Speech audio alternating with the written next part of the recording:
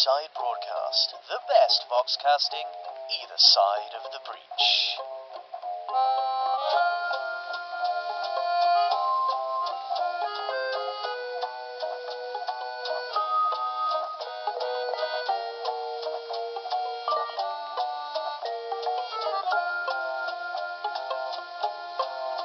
We are very excited this evening on the Breachside Broadcast. Of course, I'm over the moon to be delivering you another round of Tales of Malifaux, the essential cornerstone of any week's entertainments.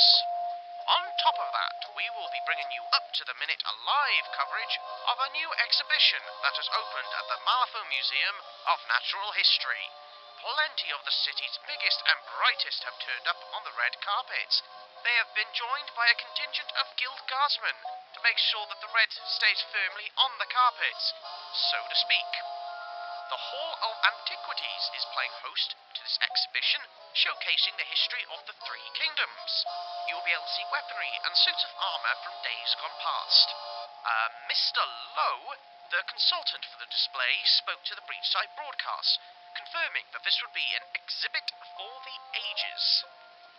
One of our reporters will be with us at the end of the programme to give his thoughts on tonight's events. But we have a story to be getting on with. Here is Balancing the Books.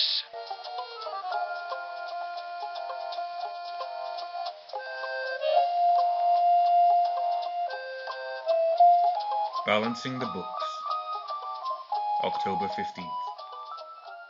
Hoffman hadn't left the guild compound at the end of the day, and the fire in the coal furnace on the floor beneath him had diminished, so that little heat radiated from the iron grills and the floorboards. Even the wick in his kerosene lamp flickered as if struggling against the encroaching cold.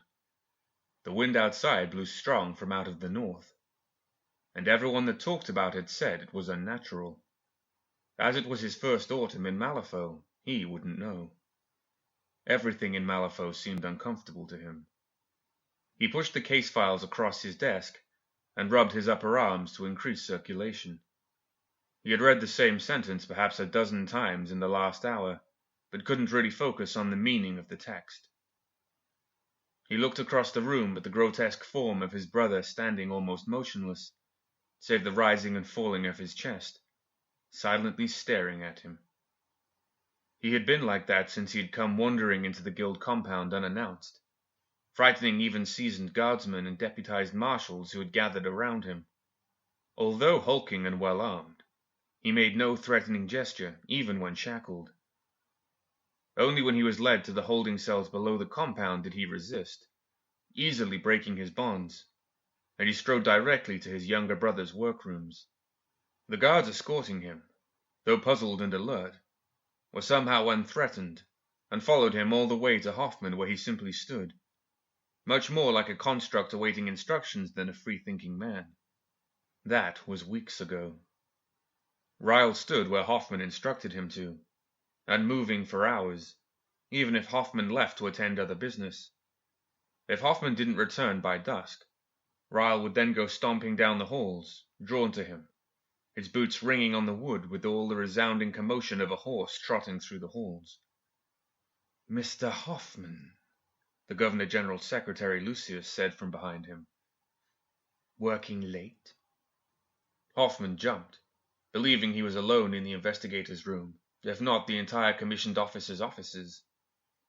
He twisted as best he could to see Lucius, who remained directly behind him, as if purposely beyond Hoffman's ability to get him in his sight. "Yes," he said, as casually as he could muster.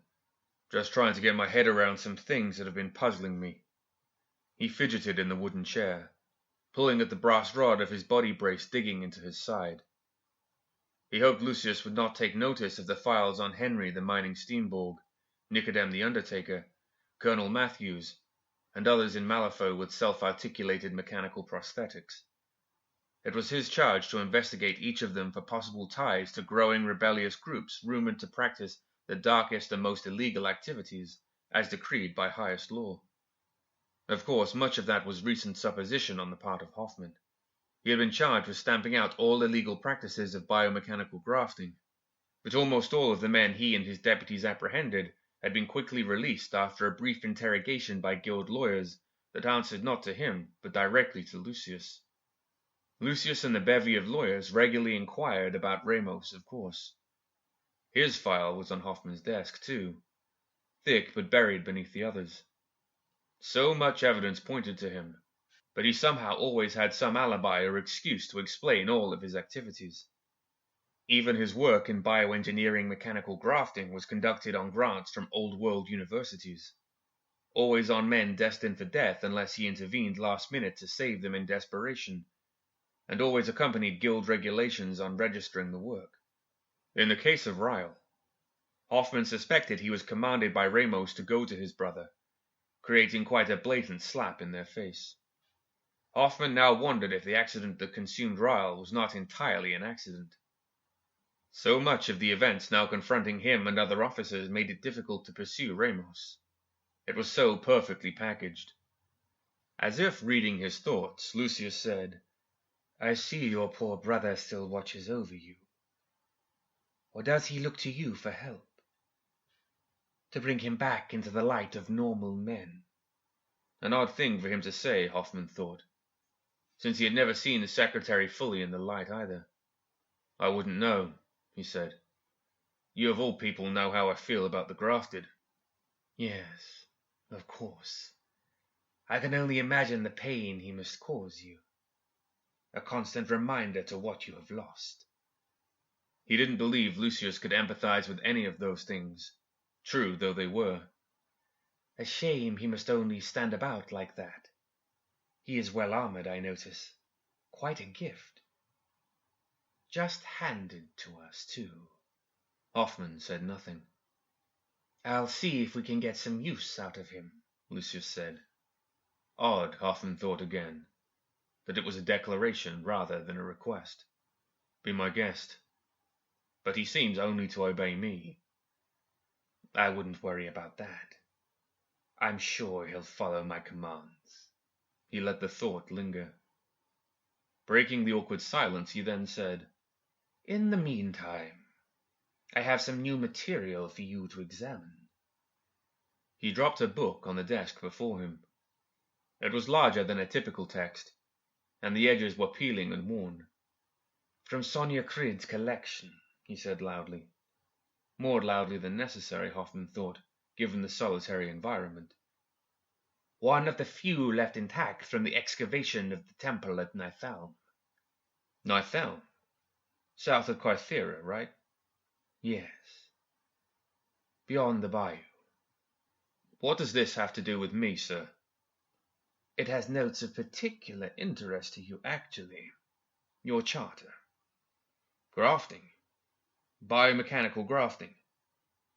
But the book looks old."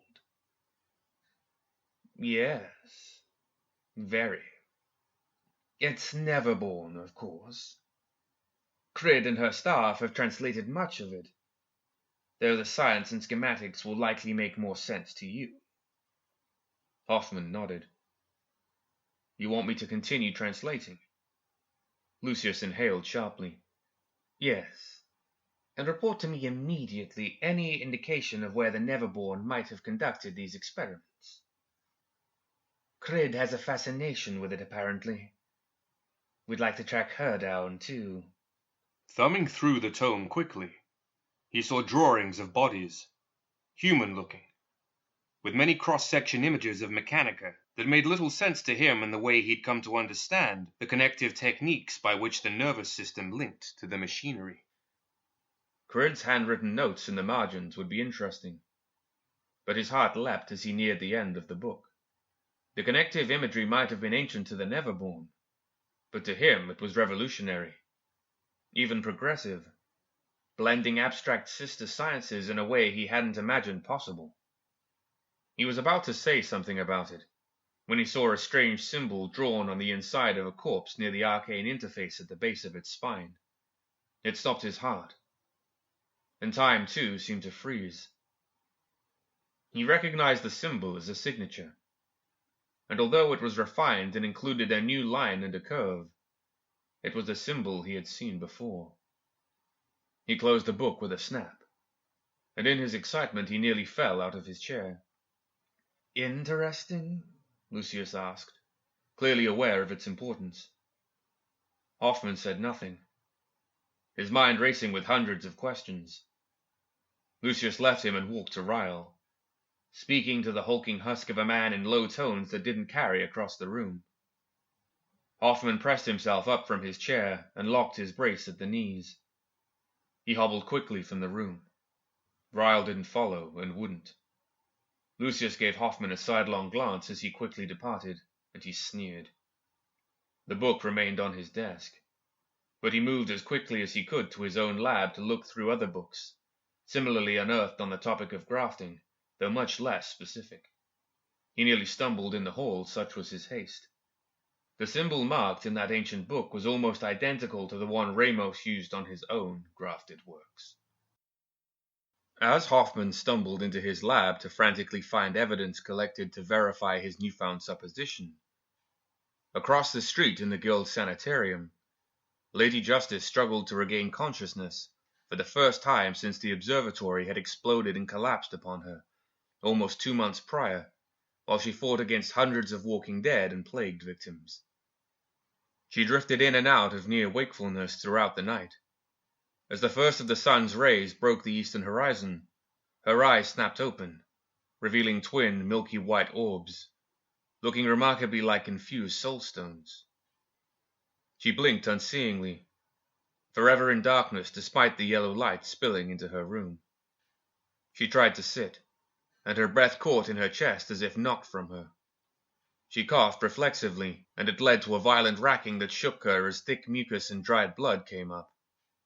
She couldn't reclaim her breath, and she blacked out once more, still wheezing and choking. When she awakened again, it was mid-morning. She took longer to evaluate her surroundings and state of health. Her right arm was strapped to her side, and her breath came in desperate, shallow gasps. Her clothing had long been replaced by a short gown. She reached out with her left hand, groping not only for her sword and pistol belt, but most importantly, the black bandana she wore over her eyes. Without these tools, she felt weak and exposed. When she swung her legs over the edge of the bed, she was again racked with a cough that threatened to incapacitate her. Wet and phlegmatic, she coughed painfully and reeled. Her feet were unsteady, and she could not focus the strange images in her mind that allowed her to walk blind through the unfamiliar building. She groped helplessly before her and around the corner of the doorframe, and staggered weakly into the hall. Several nurses were quickly upon her, urging her to return to bed. She refused around choking gasps. Dr. Carl Morrow, too, was summoned, but she batted his pressing hands away somewhat ineffectually. "Back to your bed now," he said. She struggled to speak, but her words came below the rattling cough as she said, "I am Lady Justice," in a wheeze. "Yes, yes," he said patronizingly. Attempting to push her back into her room, though, was met with a slap against his shoulder that might have been meant for his face. He stepped away from it easily, which further bewildered her. She shoved past him, but he caught her around the waist and started to struggle as she fell against him, too weak from the cough to continue. "There, there," Morrow said, gently stroking her thick hair, somewhat knotted from months of bed rest. "That's my good girl," he crooned. "Let her be, doctor," a commanding voice said behind him. She recognized the voice as that of one of the Ortega boys, but she didn't know Santiago or Francisco well enough to discern which. They were both there, she knew, but she could only vaguely perceive them in her mind. The doctor stood, releasing her, and turned to face the men. "Officer Francisco, we'll not have any trouble out of you today, so long as you don't get disagreeable," Francisco said, cutting him off. "She needs to be back in bed. Her injuries are beyond you. She is Lady Justice. If she wants to go on a stroll, we'll let her." As he spoke, Santiago had approached her and put her groping hand upon his shoulder. Her lower lip actually trembled and she looked broken, even scared. It was an image neither man would ever forget. She coughed up blood, and her head rolled against him as she fell against his protective bulk. He regretted the bandana around his neck was filthy with his sweat and the dust of the trail, but they had been back and forth from Latigo to the city numerous times in the past months, and his hygiene was never a priority. He pulled it from his neck and wrapped the gingham fabric over her eyes, knowing the blue checkered pattern was far from what she would prefer. As soon as he pulled the knot tight, Justice righted herself, standing free of him. Her coughing grew steady, and finally she controlled it so that it was nothing more than a nuisance. Her bare feet were planted firmly too, and she rose, standing as tall as either brother. Exposed, wearing no more than the gauzy gown and a dirty rag over her eyes, she regained the inspiring confidence that few could withstand. It was her unflinching, unseeing judgment of the truth. It gave her unparalleled strength. The binding over her eyes gave her clarity and purpose. She could see the truth, and knew her purpose again. Santiago turned to smile at Francisco. They may have both wished it was Perdita standing there before them, but seeing Justice standing tall and proud gave them hope. Her breath was still shallow, but she spoke quietly and evenly when she asked, "Where's my judge?" Francisco said, "Down the hall. He's in worse shape than you, though. Still in a coma." "The quarantine zone? Whatever that was. The wave?" "They call it the event. No one knows. Laid out Perdita, too. She's upper floor. But the building you were fighting in came down, blown up by whoever took up residence there." "Resurrectionist." "Probably. But speculation on some plague fella, too. Not res." She nodded, putting the pieces of her memory back into place. "Why do I keep thinking of Ramos? Dr. Ramos. Was he there in the zone? I cannot get him out of my head." The brothers looked at one another uncomfortably. The doctor and nurses withdrew, silently attending other matters of their station. At least that's what they pretended. "What?" she asked. Francisco stepped toward her. "Lady," he said, his voice low. "Your injuries, they were fatal." She coughed, though more gently than before, more in control. "You're not going to like this. Your whole side was crushed. Your ribs, a lung. You were dying." The thought of that man replacing part of her with something unnatural was more than repulsive. It was akin to damnation. She was unsure how, but she had the recurring image of him wielding great magics and conducting horrific experiments upon the flesh. Her flesh. The images plagued her, going deep into her memory, back to the attack at the observatory in the quarantine zone. They had danced through her mind while she remained comatose. Ramos. She sighed and shook her head, feeling despair pressing down upon her. She could barely stand, and her breath came in raspy gasps. Her arm was limp in the sling and could not grasp a darning needle, much less her greatsword. For once, she was uncertain of her fate and her purpose. She needed her sword. The weight upon her shoulder would make her feel like herself. "Where are my weapons?" she asked. Weak, more as an afterthought. "And your clothes, I suppose," Santiago suggested, although he appreciated the thought of her walking about bare-legged. She didn't seem to care. The three rather quickly found her weapons and the dirt-stained and torn attire she'd worn in combat those several months earlier. Justice walked right to the locked chest that contained them, striding past confused and protesting doctors and aides into a back room. The boys spun away from her when she pulled the gown over her head, showing little concern for modesty. Buckling the last buckle on her boot, high on her calf, she said, "Will you men ride with me?" "Of course," Francisco said without hesitation. "Where?" "A visit to Victor Ramos. Help me with my sword." Santiago helped sling it over her good shoulder. "But your arm," he said. "Can you wield it?" She gnashed her teeth, feeling impotent. I can still fire a gun, but I need my sword. Are we arresting him? Francisco asked of Ramos. I'm not sure he'll come along willingly. Killing him may be in order.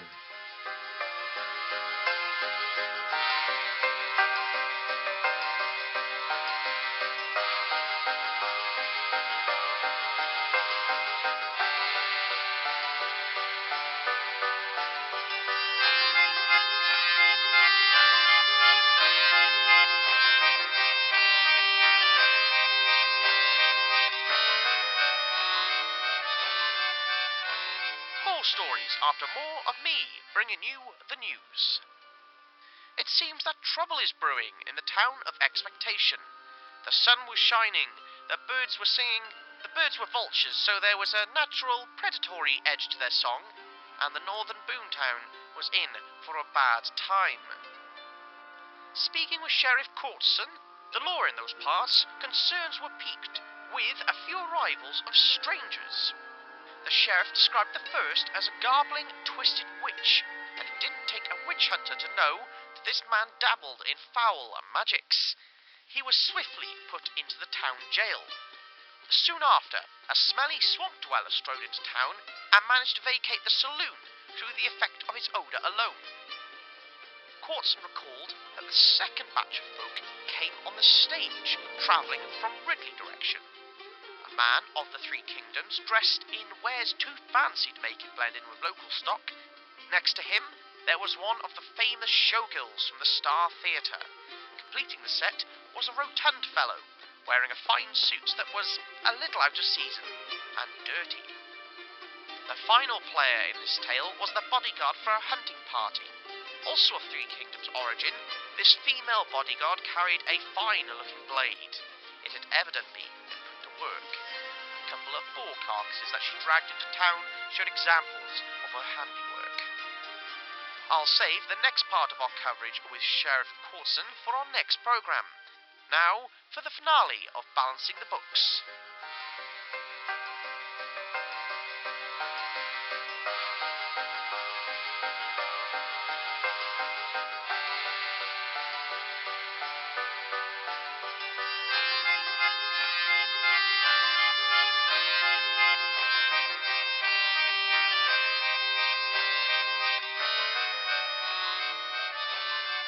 It was high noon when they crested the small hill overlooking the Miners and Steamfitters Union offices near the Hollow Marsh excavation site.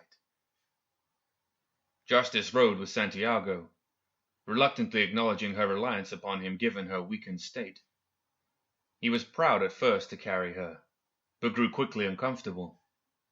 He had no good way to ride, not wanting to put his arms around her and grasp the saddle horn or reins, though she was silent and stoic no matter what he did. He almost wished she would simply chastise him and tell him exactly what to do. Typically so full of bravado himself, he wasn't easily intimidated, never by a woman. Despite the mounting tension, Francisco saw his brother's discomfort, squirming on the saddle behind her, and he reveled in it, winking at Santiago every time his younger brother looked over at him. The sun stood high in the sky, casting a pale light, but it offered little warmth. The October wind blew cold out of the north. Santiago pulled his duster around Justice, who refused a coat of her own. She neither reacted to the cold, nor had a reaction to Santiago trying to keep her warm. They were all surprised to find Hoffman standing on the trail before them, strapped to the mechanical armature, a feline-like construct standing behind him, and a bird-like one gliding above. He just stood there, looking down the hill at the office building. He wore his finest clothes, including a silk vest, a gold chain dangling from the watch in his breast pocket, and an expensive gentleman's bowler resting upon his bald head. The coat he wore was a thick woolen gentleman's coat, imported from his faraway home near London. Francisco had heard of the relationship between Hoffman and Ramos. As they rode up beside him, he said, "Don't get in our way, Hoffman." It was bold of him to address the higher-ranking officer so, but he was emboldened by Lady Justice, speaking for her. We intend to confront Victor Ramos. Francisco was unsure exactly why they were, but such was the silent power of Justice's command. I'm not here to stop you, Mr. Ortega. I'm here for the same thing. To bring him in? Francisco asked. To kill him? Santiago offered more hopefully. He had nothing against the union boss. He was just itching for the opportunity to do what he did best. It was Justice who answered. She said, to ask questions, to get answers. Hoffman nodded. I'm not expecting this to be easy. He has at least one bodyguard near him always. That big Joss, for one. But more, the miners will be loyal, even to their death. And he has an arsenal of constructs that even I cannot duplicate. Santiago said, but if you can get him alone, no bodyguards. Justice sat upright in the saddle before him and said, he's more than he seems, isn't he, Hoffman? The frail man merely nodded. The Ortegas understood at once. They walked down the trail in a line, their horses left behind, lashed to a branch. Hoffman's mechanical attendant allowed him to walk in step beside Justice, his hunter construct clicking alongside him. Miners outside the tunnels ceased their labors to regard the high-ranking guild officers striding down the hill toward them. It wouldn't be the first time one of their ranks had been arrested by the guild. Yet these were a different sort than the common guild guardsmen that carried out a basic arrest. Everyone had a heroic idolatry of the Ortegas, men familiar to all people in Malifaux for their steadfast vigilance against the Neverborn that threatened them. Lady Justice, too, was well known to the miners. Her thick mane billowed in the cold wind, even after she haphazardly cut so much of the knotted locks away. It flowed over the sword dangling loosely from her shoulder at her lower back. Still, the presence of the guild descending upon them was met with unease. One bulky steamfitter, his arms bulging beneath a dark sweater, took up his mighty mallet and rested it upon his shoulder, showing no sign of returning to work.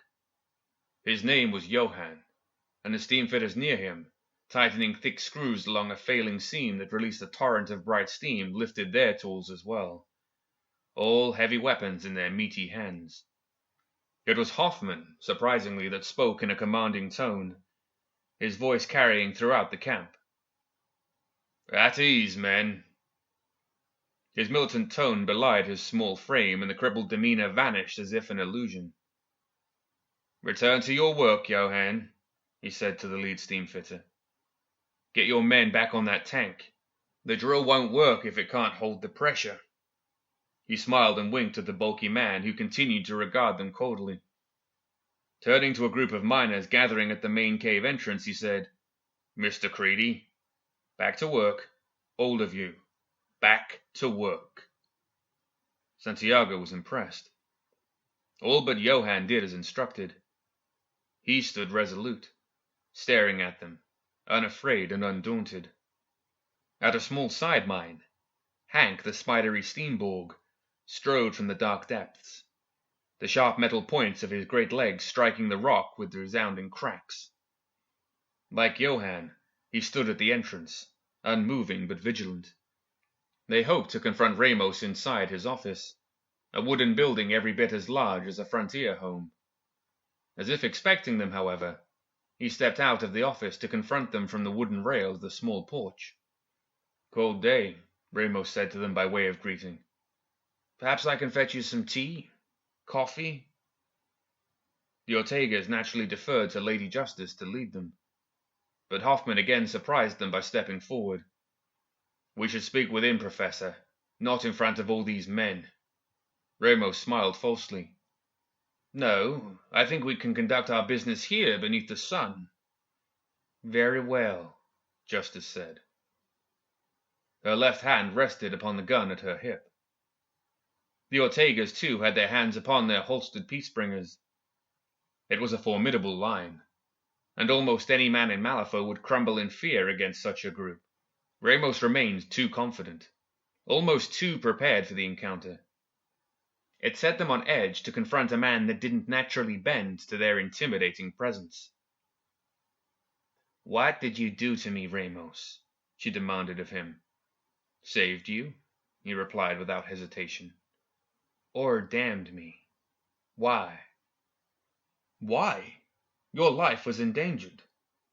Our good man, Mr. Hoffman here, convinced me of your valor, your importance. He emphasized the last word strangely. Whether sarcastically or in sincere acknowledgment of Justice Worth, the Ortegas could not be sure. I don't think so, she said.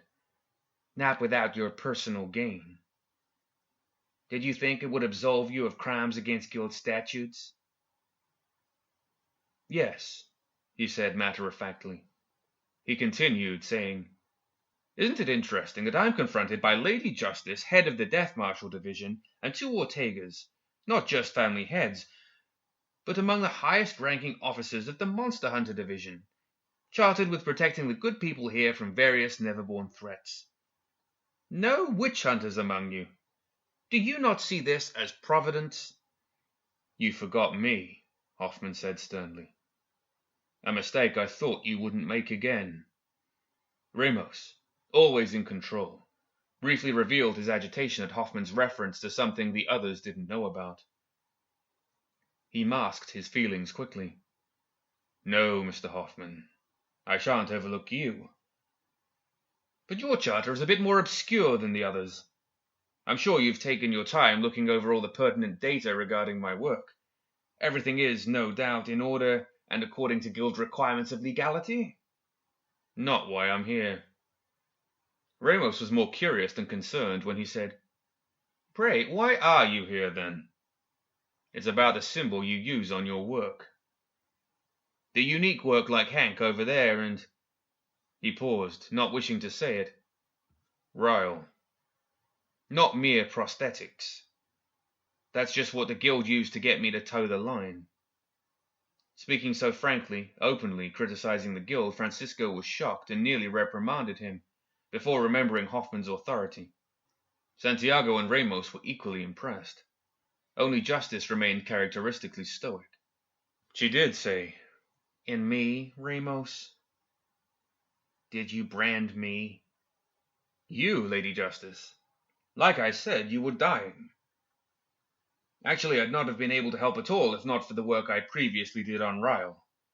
Delving so deeply into the flesh has never been my true interest. How's your breathing, by the way? And the arm? She said nothing. Hard to catch your breath? Tingling in the fingers? He lifted his mechanical arm, and the quick gesture nearly had Santiago draw his guns in response. He was itching for a fight. Ramos held a milky white soulstone between metal finger and thumb, the swirling eddies within visible even at the distance between them. The stone was pure and valuable, they could tell. He tossed it to Justice. Though blind, she snatched it easily out of the air. It was warm and comfortable in her palm. A construct cannot be healed, he said, clearly implying that she should use it to heal herself. Things are not always what they seem. Not so black and white, good or evil. She pocketed the stone, but was anxious to use it. If she could wrap the gossamer fabric of the spiritually charged energy within it about her own damaged form and repel her failing internal organs, and, she prayed, her arm, it would support Ramos' claim that she was still her natural self, unaugmented by the artificial armature she found so deplorable. Still, she suspected Ramos of hiding something from her, or withholding an important tool he might use against her some time in the future. He was correct. The scales teetered erratically, and she could not immediately discern the truth. Our actions tip the scales from side to side, Ramos.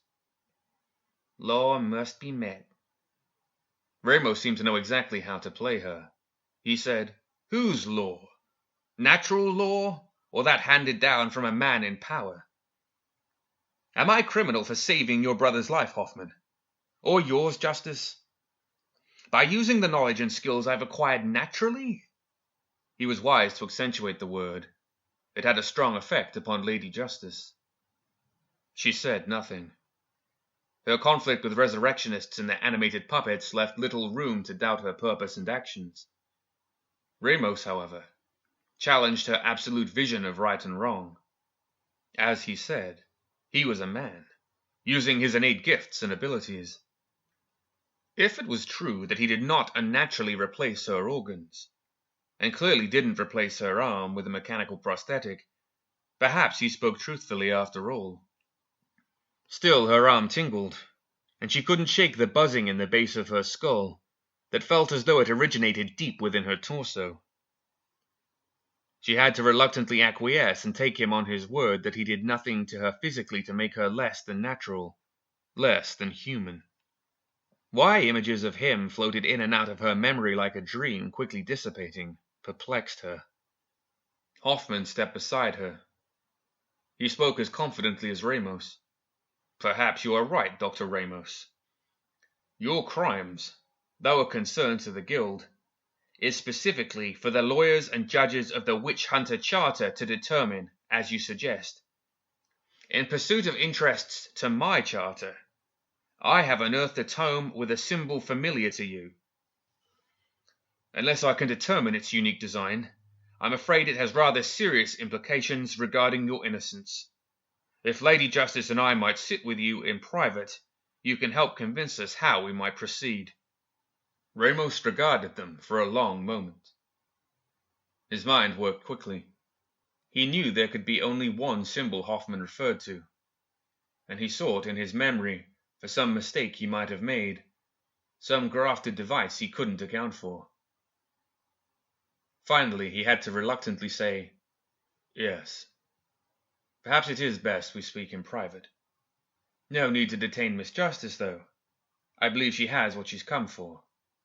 Justice said, "Actually, it would do me well to sit. Need to catch my breath.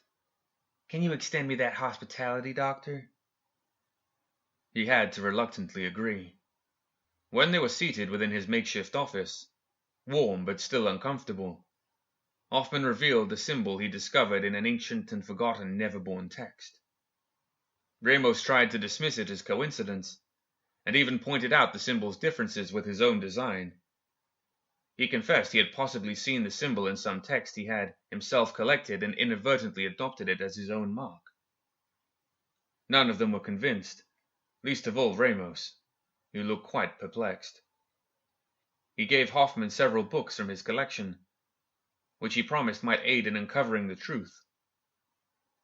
All of them would speculate upon the puzzling ramifications of Ramos' symbol, buried deep within a book written long ago, by people that had not yet heard of humans.